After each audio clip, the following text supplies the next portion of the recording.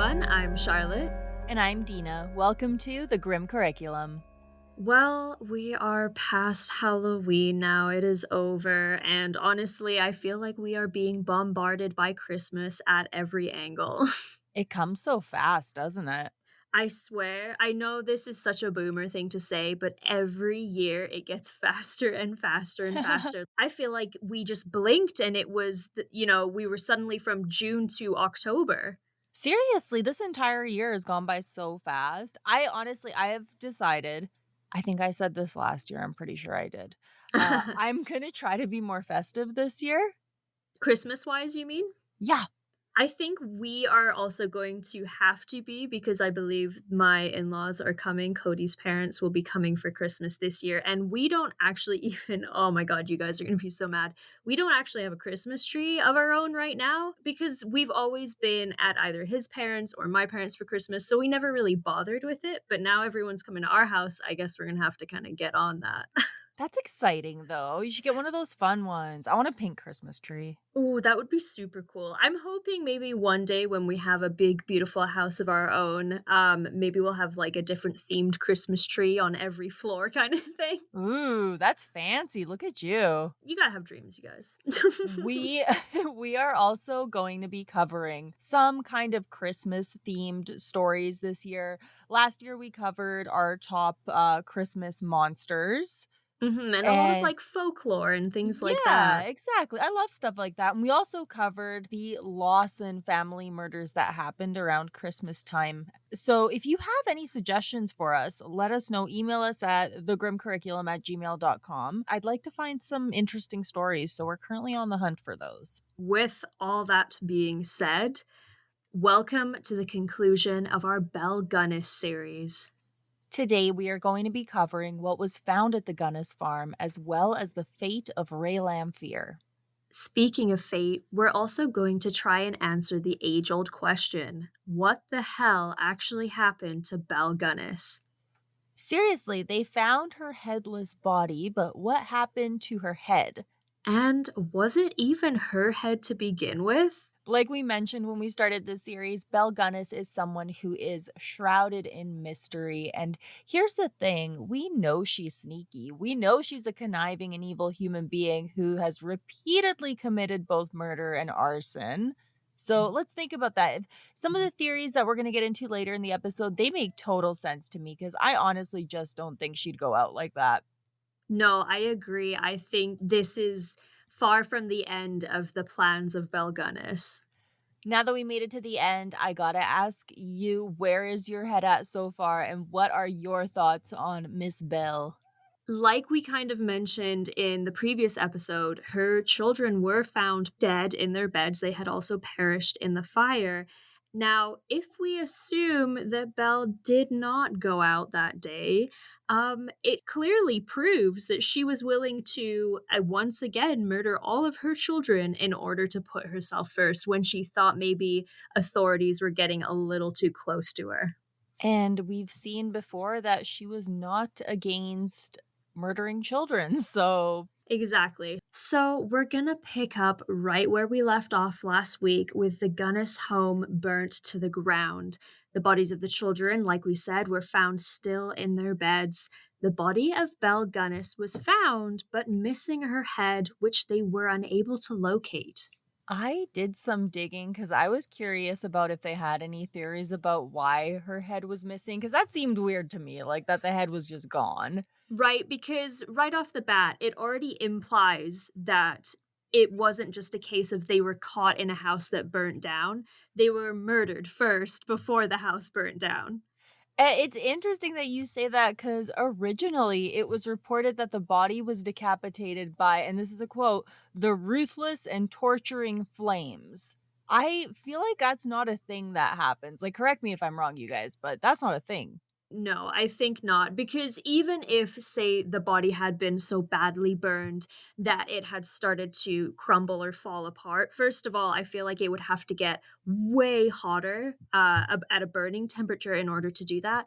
And there would be still evidence of the head found with the rest of the body, right? Like it doesn't just explode into dust and the rest of the body remains intact. Like that's not how that works.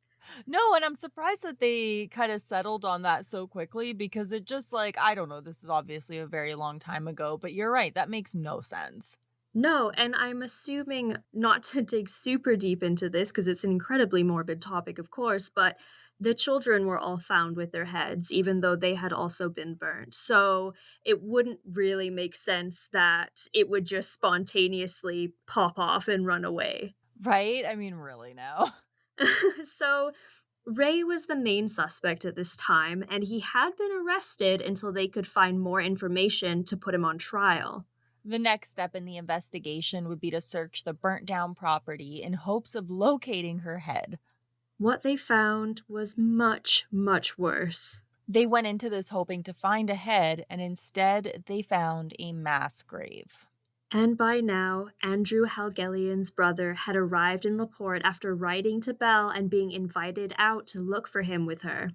And we want to put a little call out for help to you, dear listeners, with some Norwegian pronunciation, because we were stuck on this name last week. And you may have noticed we didn't mention the name of Andrew's brother. And it was Um, because we were having a little trouble deciding on a correct pronunciation, so we are going to call out to you listeners to see if anybody knows. it is Asle, which I feel like is pronounced asshole.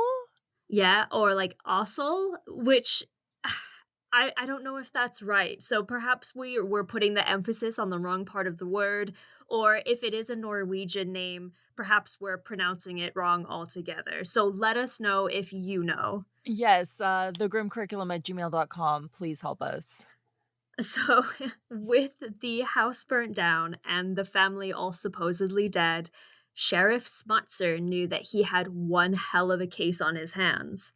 Sure, crime happened in Laporte, but something like this was unlike anything anyone had ever seen before. But as bad as it was only going to get way, way worse. This all started when Andrew Helgelion's brother had spoken with Sheriff Smutzer and told him that he believed that Belle was a murderer. Shortly after this, Joe Maxon showed up with more information. He recalled a series of strange things that Belle asked him to do. One day, she called on him to bring her multiple wheelbarrows full of dirt and drop them off near her hogs. While doing that, he noticed multiple spots in the hog pen that had been recently covered by fresh dirt. He asked what was in the holes, and she told him it was garbage. She then instructed him to fill the holes further so that the ground was even, and he did what he was told.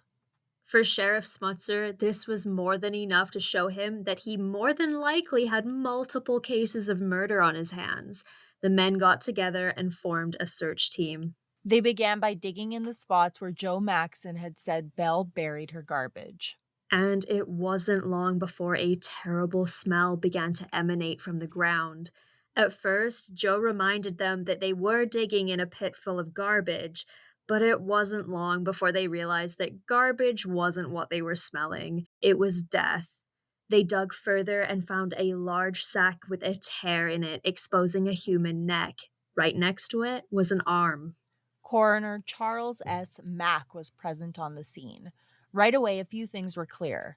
One, the corpse was decayed almost beyond recognition.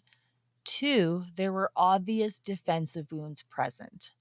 They described the face as something like a Halloween mask.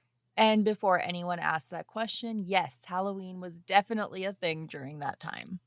His brother took one look at the corpse and deducted that it was his brother, stating, When you have been with your brother every day for 15 years, you know him. the coroner asked Joe Maxon if he knew about any other spots on the property where Belle, quote unquote, buried her garbage. He said yes and led the men to another spot.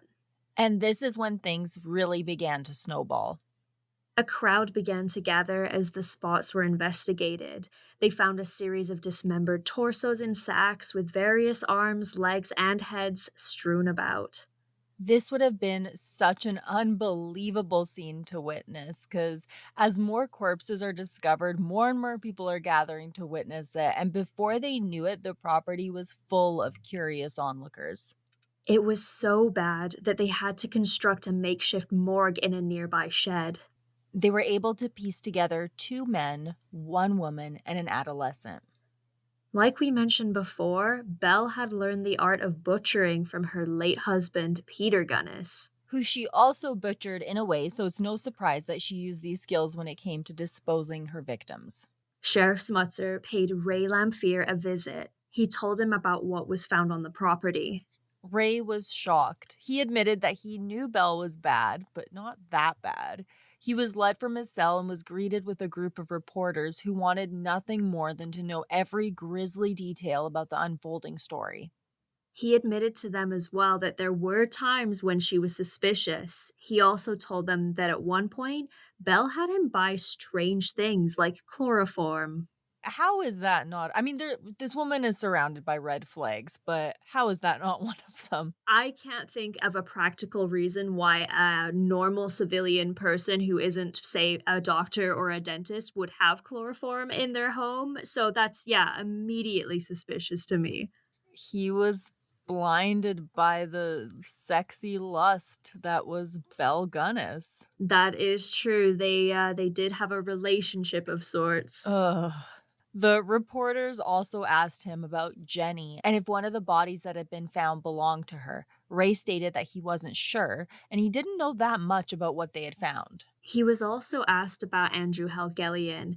Ray was visibly flustered and said that he didn't want to talk about Andrew. He also shared that Belle had gone as far as to forbid him from speaking to Andrew at all.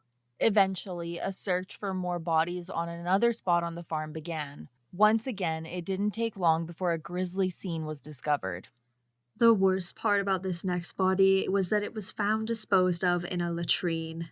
But fun fact about the investigators is that they were able to stop halfway through for a lunch break. And I can't imagine having any kind of appetite after something like that. Like she hid these bodies like where she had left poo. That's so egregious that not only has she murdered these men for money, but to dispose of them this way as well is absolutely unacceptable. It's awful. If you haven't like seen it by now, like this woman is a fucking monster in every single way. Like the fact that she did that like adds so much insult to injury in the worst way possible. I mean, but she could have been onto something fairly smart in the sense that the bacteria and stuff that comes along with that sort of biological material would break down the bodies a lot faster. So I don't know if she actually had that in mind or if it was just an area of convenience for her, but nonetheless, That's really gross. I never thought of that. yeah. Thank you for that. Fun facts with Charlotte. Multiple body parts were found once again. A Chicago newspaper would later report the following. A second spadeful of dirt and bones revealed the fact that 3 bodies were hidden in the hole. All of the bodies were wrapped in gunny sacks. Quicklime had been placed in the sacks, but it had been poorly applied to the bodies. Many pieces of flesh clung to the bones where the lime had not eaten. As the leg bones were drawn out, the marks on them revealed for the first time the horrible, insane anger which the woman worked over her victims. About the joints, she hacked them with an axe. The bones had been crushed on the ends as though they had been struck with a hammer after they were dismembered. 2 of the skulls were near each other. They had been buried face up. Quicklime had been scattered over the faces and stuffed in the ears. In one of the heads, a sufficient quantity had not been placed and the brain remained intact. The lower parts of the bodies were decomposed, and it was not possible to tell whether they were men or women. That's insane. And it makes me wonder. Of course, we've long established that any of these crimes that are being committed by Belle are for financial gain. That's her main goal in life. But the description here makes me think that at this point, one, she's probably so incredibly efficient at this, but two, there has to be a part of her that must enjoy it because she certainly does not flinch from it. I think there must have been, because my theory, I could be wrong, but she loved money more than anything. And these Mhm. men were just something that were in the way for her to get this money. They were no different to her than butchering a pig. Totally. In fact, she definitely treated them like cattle in the sense she sort of attracts them in, takes whatever she wants from them, and then discards them, right? They call her the butcher. I mean, it is such an accurate word for her because that is exactly what she did to them. But I do just have to say just shows how sensationalist the newspapers were even then, because it sounds like an autopsy report, not a news story. I would feel it's such like a almost Victorian era that this would be very scandalous material to be reading about. That's why people were so obsessed with it. Oh, 100%. It's incredibly shocking. They were unable to identify a large portion of the bodies, but some of them were identified as Joe Moe, Ole Budsberg, Henry Gernholt, and Thomas Linbow. One thing we really want to talk about when it comes to this part of the case is the reaction of the public. Like we mentioned, the press was all over this, and newspapers all around the country were talking about Belle Gunness. They reported how she lured her victims and described in great detail, like we just saw, all of the horrid details about ongoing discoveries on the farm. The property became a huge tourist attraction. People traveled for days just for a chance to peer into the hog pen and maybe see something grisly. People literally ripped pieces off of the fence surrounding the property and the hog pen to take with them as souvenirs, and we've seen this before many times with these old-timey cases. I like this because there's this misconception that true crime is something that's trendy or just something that people are into now. And we see this kind of reaction from way back then. And it's like, we have always been obsessed with fucked up shit. 100%. I think to be human is to have a somewhat morbid curiosity with death, and I would say that maybe not everyone has quite the curiosity that we do, but I think there's this mystery around it, right? And when something this crazy happens, it's kind of as close as you get to it without experiencing it for yourself. Oh, definitely. And this is one of those stories where if this happened today, it would be just as shocking, if not more so. It's very much reminding me of the Willie Picton case that was obviously much more recent, but up here in Canada in British Columbia, right? She had essentially a people farm. Yep. So, despite all of this, Ray Lamphere still had to stand trial for the suspected murder of Belle and her children, and during the trial, a lot of interesting information came up. This included Joe Maxon testifying that he saw the jawbone taken out of old Klondike's pocket and placed onto the crime scene. That, among other things, made it impossible to prove that Ray Lamphere was guilty of murder. The good news was that he was acquitted of the murder charge. The bad news was that they still had him for arson, and for that, he was given a 20-year sentence. On December 30th, 1909, Ray Lamphere died of tuberculosis. 2 weeks later, the Reverend who was present during his dying moments revealed Ray's shocking confession. Ray allegedly swore that he had never murdered anyone, let alone Belle Gunness. Not only that, he claimed that she was very much still alive and well. He said that he was involved in helping her dispose of the bodies and shared how Belle would kill her victims. First, she would get them to the house. Belle would do everything to ensure that they felt safe and at ease with her. She would cook the man a large meal, all while telling him how amazing she thought he was. Sometimes she would make the man a coffee that had been laced with something to make him pass out. When he did, she would kill him by using a tool like a meat cleaver. And this tracks with the death of Peter Gunness. Other times, she would simply wait for the man to fall asleep. Then she would creep slowly to his bedside and again kill him with something similar to a meat cleaver. And this also tracks because we have an almost victim who said that she did this to him. Another thing that he said that we have reports of is that sometimes she would get tired partway through dismembering the corpse and pick up where she left off late at night. Because of this, she often stayed up late and buried the bodies in the hog pen in the middle of the night.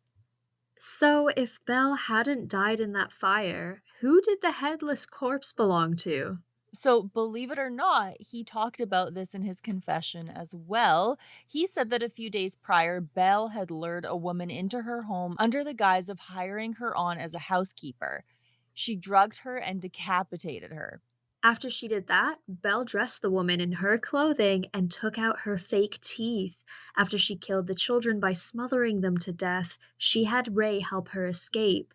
During this confession, Ray said that he took her to a nearby town where she caught a train to Chicago.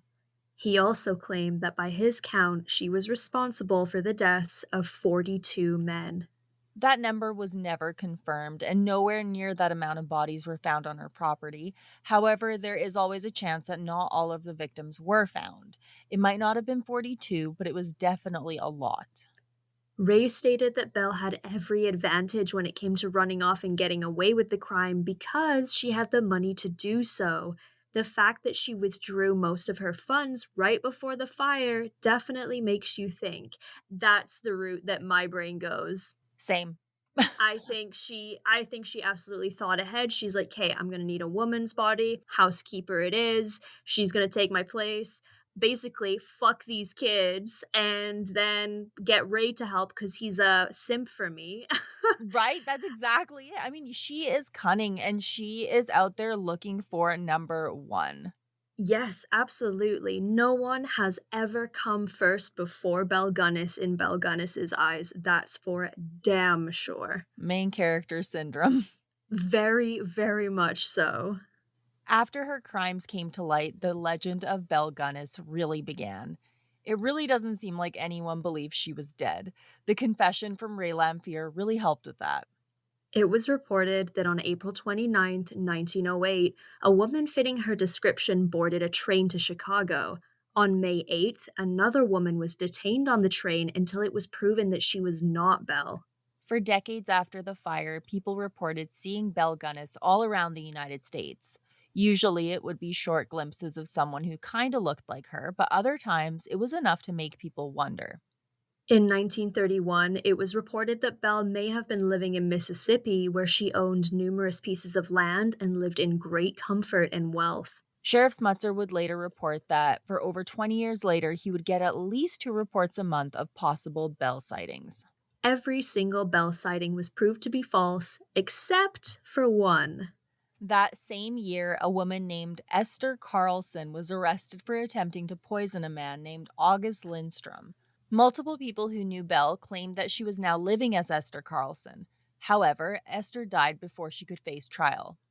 We found a clipping from the 1931 Tampa Times regarding Esther being Belle, and we wanted to share some of it with you guys. The recent death of Mrs. Esther Carlson in Los Angeles, identified as Mrs. Belle Gunness, has revived interest in the most gruesome of crimes in modern times. Los Angeles police are not convinced that Mrs. Carlson and Mrs. Gunness were one and the same. Pictures of the two bear little resemblance to each other, but Indiana authorities declare that they are the same woman, other evidence verifying the identification. I wonder how they would even confirm it in those days. Actually, now that I'm thinking that, Belle had been on trial before. I wonder if fingerprints would have come into play here. So we just took a quick sec off mic to just confirm when fingerprinting became a popular thing with law enforcement, and it turns out that it was indeed around 1931, which means the first time that Belle went on trial, she likely would not have been fingerprinted. So I'm not sure how else they would have identified her. I feel like Indiana authorities really wanted to have an answer, and they probably may I don't know, maybe they did jump the gun, maybe it was her. We don't know. And that's the thing. Like, I could see her doing something like this because if John List can do it, Belle Gunness can do it. Oh, absolutely, and if she's like Ray said, she had the money and the means to do so. She was in a position of privilege in even in those days, right? Mhm. So, yeah, it would not surprise me at all if she kind of lived out her days. It also does not surprise me that she couldn't resist doing it one more time. The question of whether or not Belle died in the fire has never fully been answered, but that's not without trying. In 2007, descendants of Belle's sister gave permission for the headless body to be exhumed and the DNA to be compared to theirs. Unfortunately, there was not enough DNA left on the body to be gathered. Other avenues were going to be explored, but it doesn't even seem like any answers were ever given.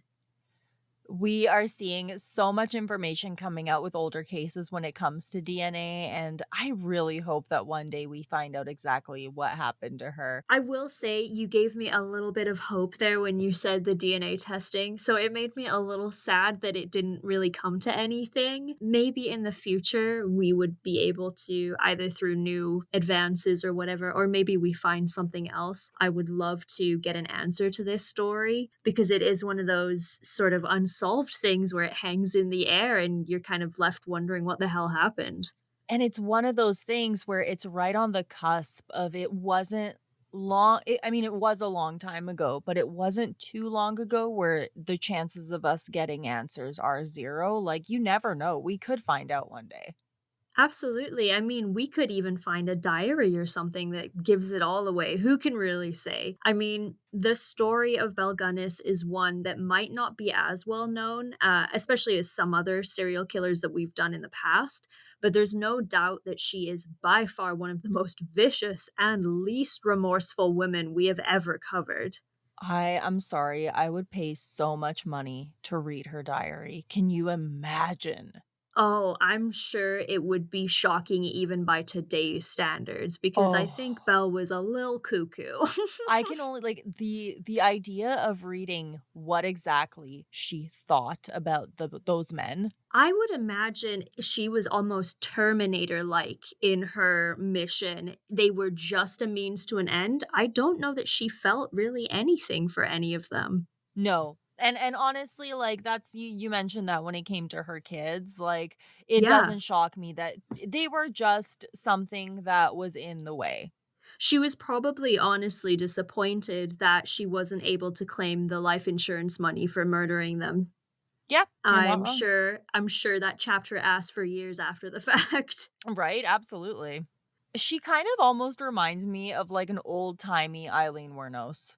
Yes, a little bit. Again, men are just a means to an end in that sense. And dear listeners, that concludes our series on Belle Gunness, the Butcher of Men.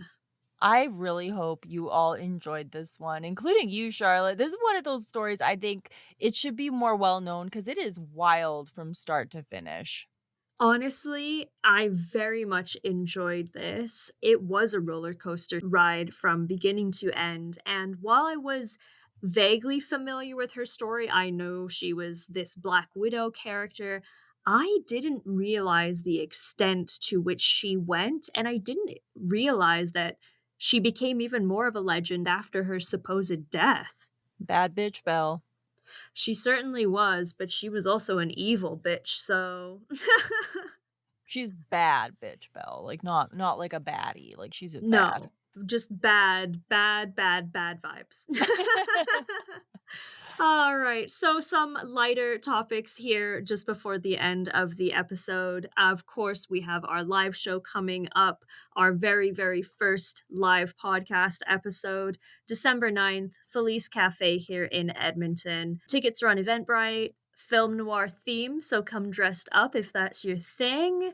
It's gonna be a great time. We're hella excited. I'm honestly so stoked. It is gonna be a wonderful evening, and it is right around the corner, like, ooh, I'm excited. It's gonna be great. You should come. If you can, be there. Yes, we would love to see your faces in person. I also just want to talk real quick. If you are listening to this with us on YouTube right now and you're at our little live premiere and you've joined in on the discussion, I will be going live on Twitch very shortly for Extra Life. It is Extra Life Game Day, November 4th, today, Saturday. Me and a bunch of my other gamer friends are raising money for our local children's hospital, the Stollery. So if you'd like to come hang out on Twitch, I'll be playing games all day as well as some group games with my friends. We're hoping to go for 24 hours, so come hang out, donate if you can. The link is in my bio across all the socials and I'll have it in the description below. And it is that time of the episode. I want to say a giant thank you to our Grim VIPs and up on Patreon. Thank you so much to Triforce, Mayhem Mudkip, Brian, Hillary, Judy, Atlantean Jedi, Lisa, and Bob. Thank you so much. You are amazing. You are the bomb.com, the titty city. You know the drill. You are awesome, and we appreciate the heck out of you. And you, dear listeners, if you are not amongst those that we just named, check out our Patreon. It's a great way to support patreon.com/ the grim curriculum. Also visit all of our links for merch and all of that good stuff too, because we got some good shit. Yes, and I need to get our stickers up on the Etsy because I have a couple new designs ready to go. And I've got some new cute ones on the way as well. And there's some of my favorites that we've ever done, actually. So I will let you guys know when those are available. We're hoping to have some of those goodies at our live show as well in person. Thank you all so much for listening. This has been The The Grim Grim Curriculum. Curriculum. Dina, did you know that our friends at the bottom of the sea, lobsters, they don't die due to aging? They actually get stronger and more fertile with age due to the presence of enzyme telomerase, which repairs their DNA sequence, so they actually don't die unless you kill them. Oh, that makes it so much sadder that we do. It really does, and they just get bigger and stronger until basically they can't support their fat little bodies. Man, we really don't know what's in our oceans, do we? We don't, and honestly, the lobsters are probably the least of our problems. Not wrong. Bye. Bye.